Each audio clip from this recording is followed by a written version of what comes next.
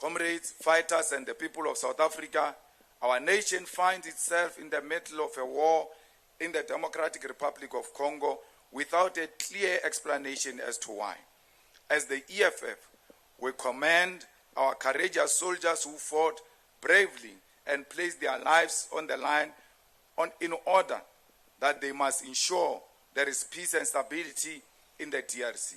Our soldiers are disciplined and could never question those orders, and they have followed these orders with discipline. There can be no doubt that those soldiers who have passed on sacrificed their lives and deserve to be recognized and honored. However, at the heart of the conflict in the Congo is not a desire for peace, but the greed of the West for the minerals wealth of Congo. The DRC is a home of vast reserves of minerals essential for modern technology, including cobalt and tin, titanium and gold.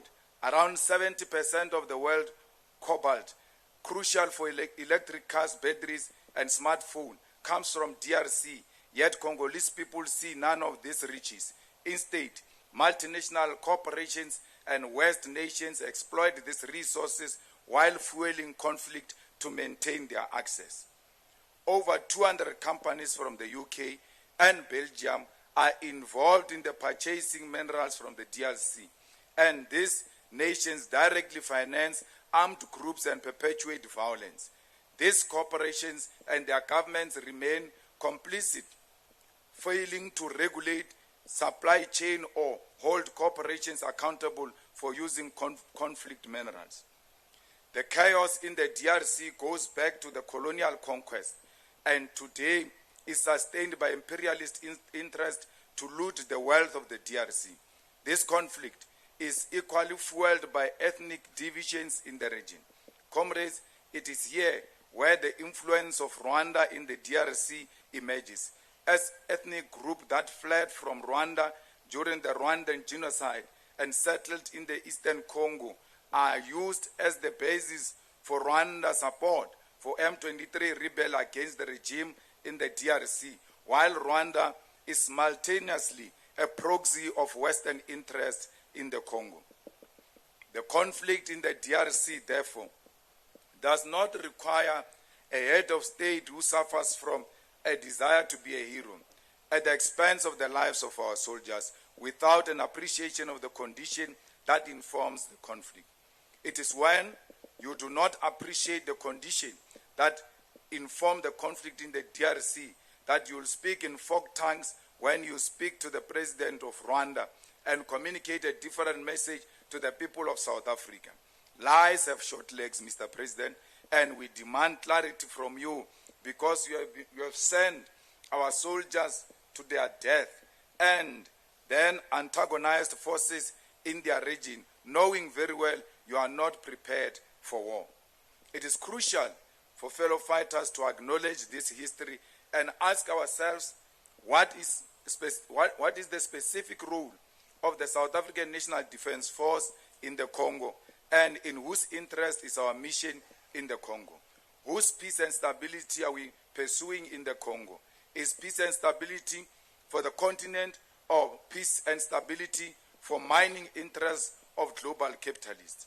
Commissars and fighters, citizens of our great country, and our armed forces who are in the trenches in the Congo, I take this opportunity to caution the President of South Africa, Cyril Ramaphosa, not to fall into the pitfalls of warmongering and not allow desperation to inspire a misguided intervention in the conflict in the Democratic Republic of Congo. For centuries, when a nation is confronted by massive social and economic challenges such as poverty, starvation, homelessness, and unemployment, war has been a weapon of the ruling elite to mobilize patriotism. Those who have over the years in modern society lost of the popular mandate of the people have embarked on senseless wars, sacrificing soldiers in an attempt to unite the nation behind one common purpose and one common cause. The President of South Africa ought to be careful to not allow fanatics to incite him into war, simply because it will give the people who have lost hope in him a common enemy to unite against. The dignity and pride of our army is not harmed because our African counterparts do not respect us. It is harmed because we have interfered in a conflict we do not understand and send our soldiers to fight rebels who are more equipped than us. We are being humiliated in DRC and threatened with war by President of Rwanda because our role of peace in the DRC is questionable, because there is no peace that has ever been achieved through the deployment of soldiers. The South African National Defence Force is not in DRC to pursue peace, but we are participating in the decade-old conflict to secure the mineral interest of the capital elite in the Congo. Our soldiers must withdraw from the DRC, not only because they have not been given the necessary equipment to pursue the so-called peace they are there for, but because the motivation to send our forces to the DRC are dishonest.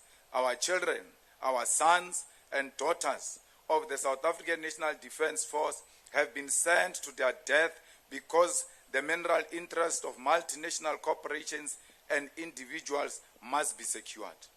Our soldiers have been sent to be glorified bodyguards of the mines in the DRC, and this mission has been disguised as a pursuit of peace and a defense of democracy. Bring our soldiers home, because our army should not be a pawn in a game of capitalists which has now exposed the weakness of our military capacity. Bring them home, because every day they pass away, we see the consequences of a deliberate destruction of our arms manufacturer, Dinel, and we see the consequence of the year-on-year budget cuts to the Defense Department.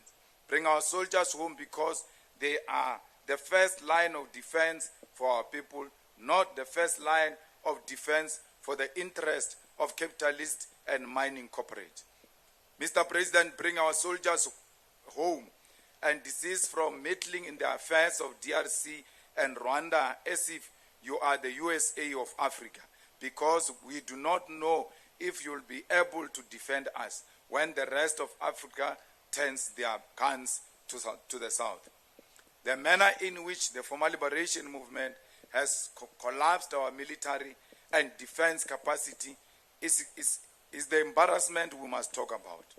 Mr. President and people of South Africa, to rescue the lives of our soldiers from a war they are not prepared for is not an embarrassment. It is a strategic and necessary retreat that prioritizes life over profits. Cyril Ramaphosa, I appeal to you and your conscience. Bring our soldiers home.